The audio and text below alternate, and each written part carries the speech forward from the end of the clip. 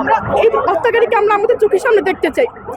আমার ভাই যে মুহূর্তে কথা বলতে আজকে সেই মুহূর্তে কথা বলতে পারতেছে না। আজকে এই শাহবাগে আমার ভাইয়ের হাঁটার কথা, এখানে আমার ভাইয়ের বসার কথা, কিন্তু সেখানে আজকে আমরা রাতের পর রাত বসে আছি, কিন্তু আমার ভাইয়ের হত্যাকারীদের কোনো বিচার হচ্ছে না, কোনো আগানো হচ্ছে না।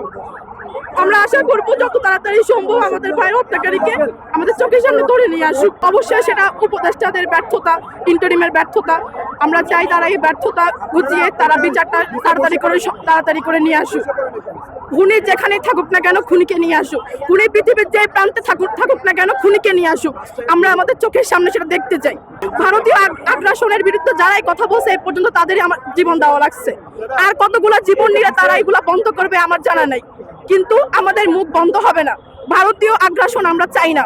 আমার স্বাধীন দেশে আমার স্বাধীন মানুষরা স্বাধীনভাবে কথা বলবে, আমি সেটাই চাই। অবশ্যই ইন্টারিম এখানে ব্যর্থতা, ইন্টারিমের ব্যর্থতা প্রথম থেকেই ছিল।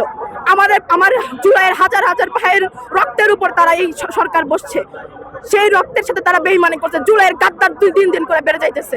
আমরা চাই যত দ্রুত সম্ভব তারা এই ব্যর্থতা গুছাই ফেলুক, আমার ভাইয়ের হত্যাকারীকে নিয়ে আসুক। আর ভারতীয় আগ্রাসনের বিরুদ্ধে কথা বলতে যে আমার আর কোনো ভাই, আমার আর কোনো বোনের জীবন না চায়, তার এখনো হুঁশ ফিরে নাই। সে এখনো বুঝতে পারতেছে না সে এখন কি করবে। আমরা চাই তার হুঁশ ফিরুক, যত তাড়াতাড়ি সম্ভব তার হুঁশ ফিরুক।